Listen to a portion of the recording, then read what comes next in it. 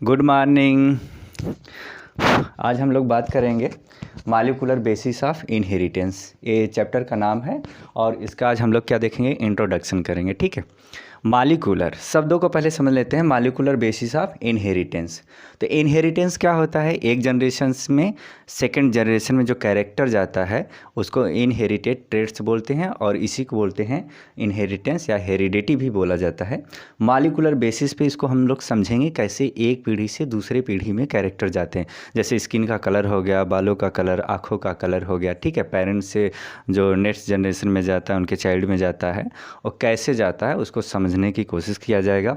और एक चीज़ है मॉलिक्यूलर बेसिस में, ये भी हम लोग समझेंगे कि जैसे हमारा मॉलिक्यूलर बेसिस पे डीएनए जनरली और आरएनए की बात होती है तो एक कैसे काम करते हैं। ठीक है, अगर इसको हम लोग समझ जाएंगे तो बहुत सारी डिजीज़ का क्योर आज कर सकते हैं और हो भी रहा है। लगभग 300 प्रोडक्ट मार्केट में आ गए हैं जो बायोटेक्नोलॉजी के जरिए भी बन रहे हैं। ठीक है, और ये सब कैसे संभव हुआ?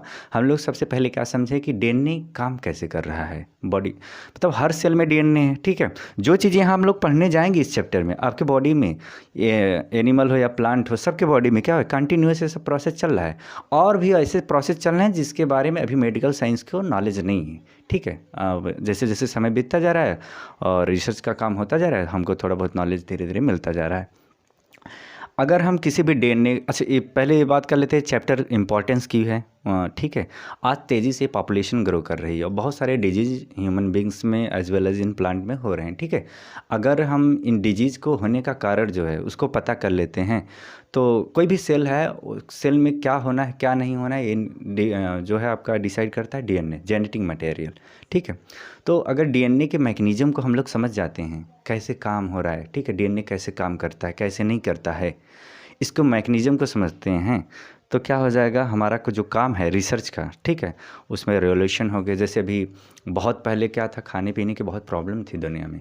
जब बायोटेक्नोलॉजी आई, ठीक है, जब हमको इस पैटर्न का मालूम हुआ डीएनए जेनेटिक मटेरियल है और ये पीढ़ी से दूसरे पीढ़ी में जा रहा है, इसका काम कैसे कर रहा है, तो हमने क्या किया, बहुत सारे हाइब्रिड पेड़ पौधे बनाए। ठीक है, क्रॉप्स बनाए मार्केट में, जैसे बहुत सी सारी चीज़ें खाने से लेकर और जो है मेडिकल इंडस्ट्री में, जैसे कि इंसुलिन भी बन रहा है आज बायोटेक्नोलॉजी के ज़रिए। जो डायबिटीज़ के पेशेंट हैं, अगर डायबिटीज़ बहुत ज़्यादा बढ़ जाती है तो हम लोग इनको इंजेक्शन देते हैं और इंसुलिन की कोई गोली नहीं होती क्योंकि इंसुलिन एक प्रकार का प्रोटीन है और खाएंगे तो डाइजेस्ट हो जाएगी। ठीक है, इसलिए उसको इंजेक्शन दिया जाता है पेशेंट को।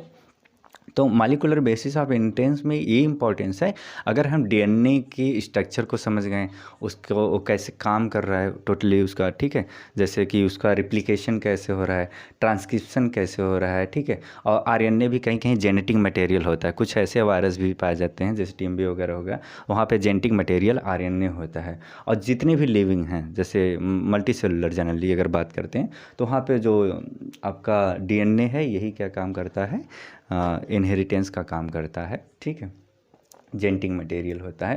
तो रिप्लिकेशन में हम लोग ये पढ़ेंगे डीएनए अपनी कॉपी कैसे बना रहा है। जैसे हमारे सेल्स में इस समय हमारे बॉडी में हो रहा होगा रिप्लिकेशन, आपके बॉडी में भी रिप्लिकेशन हो रहा होगा क्योंकि जो सेल डिवीज़न का जो कॉन्सेप्ट है वो कंटिन्यूस हमारे बॉडी में हो रहा है। ठीक है, जैसा कि आप लोग जानते होंगे एक जनरल सेल 24 घंटे में एक बार सेल डिवीज़न करती है, तो जब एक सेल दो सेल बनाती है तो उस समय क्या होता है, रिप्लिकेशन होता है, क्योंकि आपका डीएनए का जो अमाउंट है क्या करना रहता है, इसको डबल करना रहता है, फिर दोनों डॉटर सेल्स में या जो भी रहती है उसमें जाना रहता है।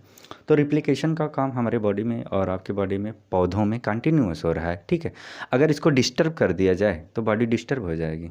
अगर हम ऐसी कोई मेडिसिन डिजाइन कर लें, मान लो कोई अगर इसमें प्रॉब्लम है मान लीजिए, तो हम लोग प्रोसेस को अच्छे समझ के इसके कोर का जो इलाज है, क्योर है, उसका भी कुछ न कुछ तरीका खोज सकते हैं।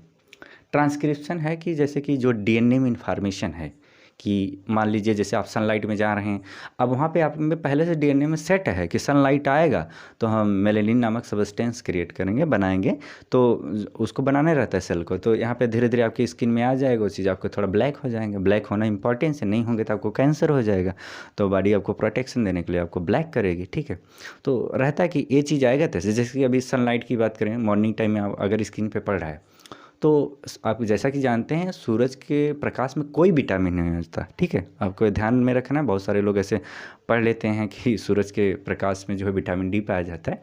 जनरली सूरज के प्रकाश में कोई विटामिन्स नहीं पाया जाता है, ठीक है, कोई विटामिन्स नहीं पाया जाता। जो स्किन पे सनलाइट जब पड़ती है तो वहाँ पे विटामिन डी का जो है निर्माण होता है, और बहुत सारे अमीनो एसिड हमारे बॉडी में भी बनते हैं, ठीक है। और वो नेक्स्ट टॉपिक है। बाय द वे हम बस ये समझाना चाहते हैं आपको डीएनए कैसे काम करता है। अगर इसको डिटेल्स जान गए तो हम बहुत सारी रिवोल्यूशन कर सकते हैं, दुनिया में जो प्रॉब्लम्स है उसको ख़त्म किया जा सकता है, और ख़त्म भी हो रहा है, ठीक है। तो रिप्लिकेशन, ट्रांसक्रिप्शन होगा, जेनेटिक कोड। जेनेटिक कोड को भी हम लोग डिटेल्स में पढ़ेंगे। देखिए जो जीन होता है वो रिस्पांसिबल होता है किसी एक ट्रेट को रिप्रेजेंट करने के लिए। अगर हमको मालूम होगा ये जीन, चलो अच्छा मान लीजिए इंसुलिन बना रहा है, तो उस जीन को कटिंग करके बैक्टीरिया या ईस्ट में आज मैनिपुलेट किया जा रहा है, और उसके द्वारा जो बायोटेक्नोलॉजी जो रिसर्च सेंटर है उस इंडस्ट्री से बहुत सारे इंसुलिन बन रहा है।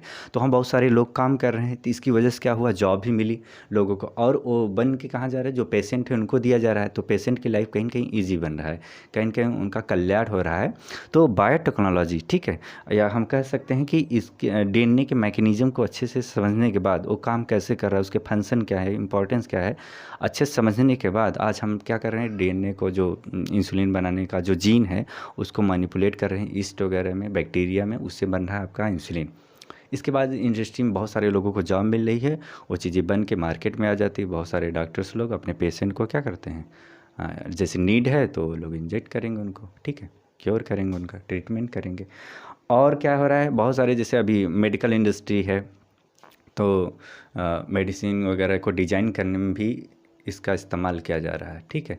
और हार्मोन्स कैसे बनते हैं, क्यों, क्योंकि ये डीएनए ही तो सब कुछ मैनेज कर रहा है सेल के अंदर, ठीक है। और कोई भी ग्लैंड है वो भी कैसे बनी है, सेल से बनी है, तो वहाँ उससे